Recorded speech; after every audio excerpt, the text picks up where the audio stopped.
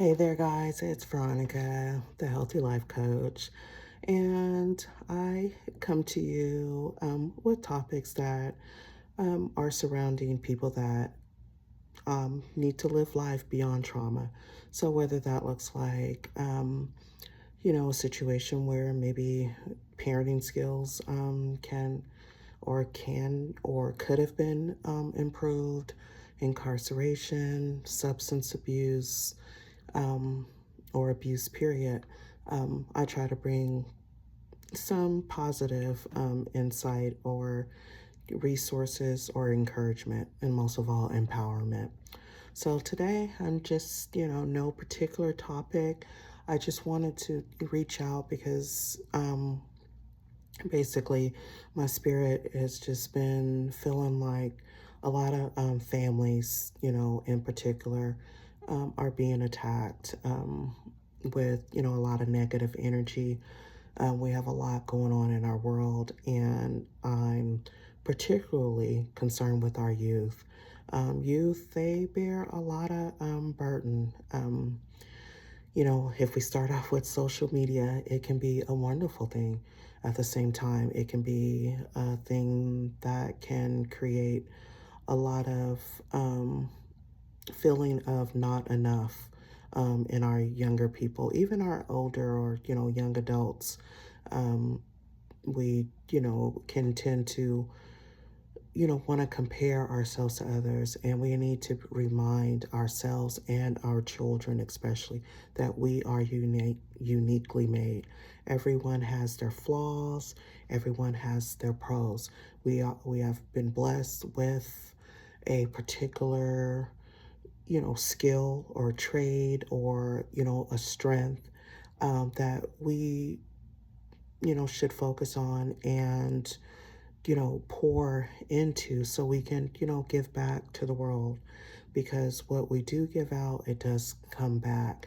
So, for example, I'm always being told, oh, I'm easy to talk to. That, I believe, is my gift. I also have to balance it with being an empath. I tend to pick up, energy, energy from people I'm not even talking to. I may enter a room and I can feel a particular energy. So I'm always have to work on that, be in prayer, and ask, God to guide me in that way. Getting back to like social media, sometimes we as parents, grandparents, and so on, we like to dote on our children, our grandchildren, and so on. But sometimes we give a false narrative, not that we need to give all, or put all of our business on social media. And side note, I think some people should ask themselves, should this be a journal post or should this be a post on social media before they post? Because in my opinion, I think a lot of people tend to share too much. I also think that some people are, people pleasers. They are looking for, affirmation from other people. Um, and we don't need that. We can affirm ourselves. We get our affirmation and our approval from God. But, many will spend lots of time just posting tons and tons of pictures, from what we've done from A to Z, from the time you, wake up and so on, and painting this picture perfect, or giving this, um, I guess, illusion of your life being picture perfect. And it's okay to share that, some things, but we also, we have to remember to balance. And when I mean by balance, as being a mother and a grandmother, a lot of times we tend to put other people first, but we have to make sure our self-care is intact. We have to be in community with people that are like us, people that, um, you know, that inspire us, not people that deplete us or are always taking from us. Um, and it's okay to, sometimes let, kids or grandkids know, hey, I'm not, doing so well. I need some time to myself, or just share what you're feeling with those that you trust, to share your feelings with. But we need to get out of this, I guess, mode of, oh, we want to post all this different stuff like things are, perfect when, in reality, we know they're not. I mean, there's so many different topics that we can look at, politics, economy, some people have issues, on the job. Some people have issues within the home. You're raising children, raising grandchildren, or trying to make it through a marriage. Um, or households that are laced with substance abuse, mental health, and so on. So basically what I'm trying to say is everyone is dealing with something, and it's important to not compare yourself to others. It's important to you know find quiet time for yourself, and and look at things from not an evaluation or evaluating yourself, but look at things from a perspective of how can I be a better me? And I'm, I guess, in a mode of how I can do less but get more done. Meaning, sometimes we can be busy and we're just, busy just to be busy, just doing a bunch of things. But there are certain things that we can do to minimize the busyness and maximize our time. But getting back to families, and like I said, the concern that's been on my mind, um, it has a lot to do with, starting with parenting. A lot of times people have the different parenting styles. They come together in a relationship, they have children, and sometimes the parenting styles are not discussed. Sometimes you put people together that have been through, generations of abuse, and they just don't know any better. But unfortunately, that does impact the children. The children, go to school. Sometimes they can, um, put those feelings and so on off onto other children or the teachers and so on. Or you may be looking at a child, why are they behaving this way? And, sometimes we're quick to judge and want to say, oh, what's wrong with them? And we should be thinking about what has happened to them. Um, so, with that, we also have to, look at what we can do, even if it's a stranger, you're in the room. How can you bring down the temperature in a situation? How can you be an example? And getting back to self care, what are you doing daily to bring balance into your life?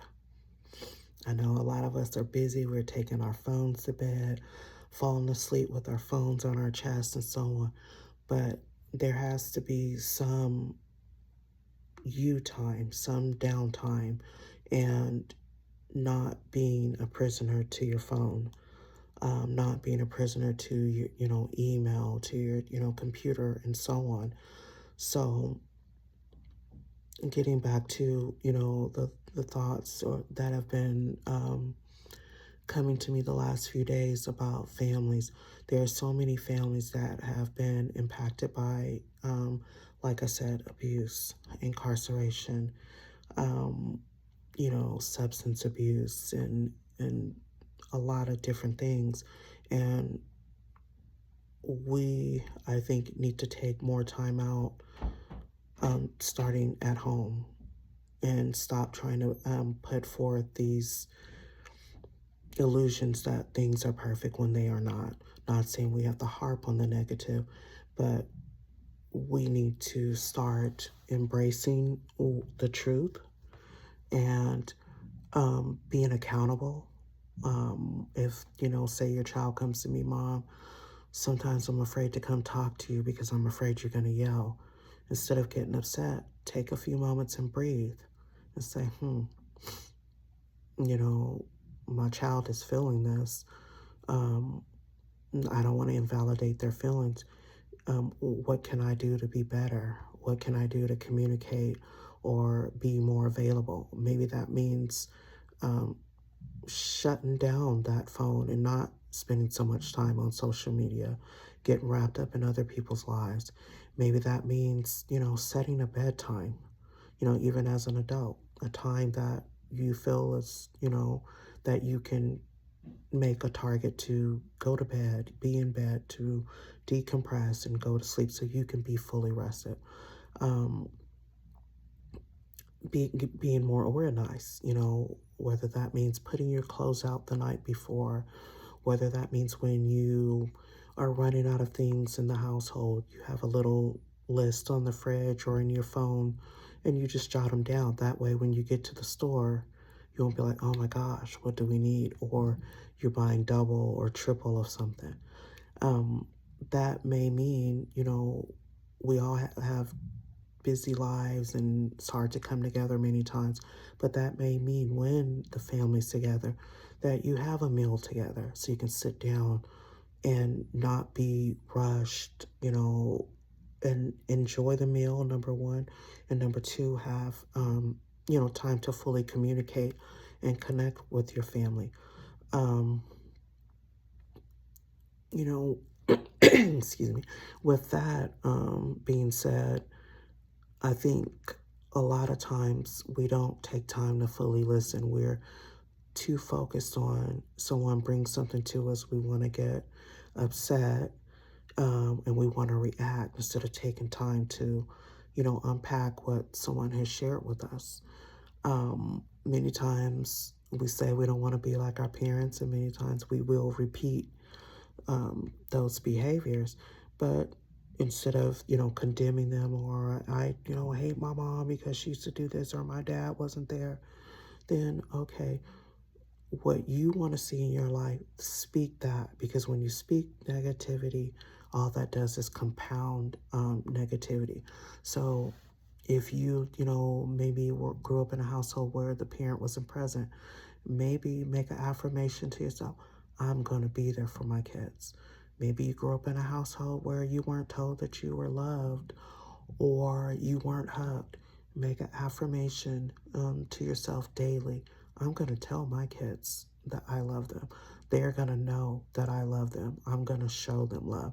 So basically, what I'm trying to say, what you want to receive, try giving it. It's, any type of change is not easy, but change does start with you, and it starts with your thoughts. You can change your life by changing your thoughts, and that changes your surroundings. With that being said, let's focus on family. Let's focus on community. Maybe you don't live near your biological family, and so on, but keep in mind, put out what you want to receive. So even if you're only in contact with family through social media or something, then put out positive messages. If you want to, be loved, put out that love. You want to maybe come out of, your situation. Maybe it's, a financially strained situation. Put out there, my income is increasing. I am working on having, a better job, or I have a better job. Even though you may not have it now, but you're putting the seed out there, you're planting the seed, and you're going to cultivate that. And, don't, avoid saying things like, oh, I hate my job, or I hate, this person. Put positive things out there, even if there's a person that you necessarily don't care for or get along with. Find the positive in them and focus on that. So, with that being said, again, I guess the motive is positivity, positivity, positivity. So, promote positivity, say positive words. Even when those negative thoughts come in, replace them with a positive thought. And, acknowledge the thought. Don't, not acknowledge your thoughts. But we are, in a world that thrives on negativity.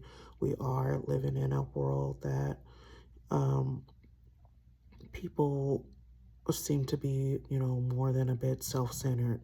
But again, what you want to receive, you want to give out, and you want to be able to navigate this world that is full of some cutthroat ways and selfishness by pouring into your self-care, being well rested so you can be really mindful of what's going on in your surroundings. You can be mindful of the energy that is surrounding you or what you're feeling.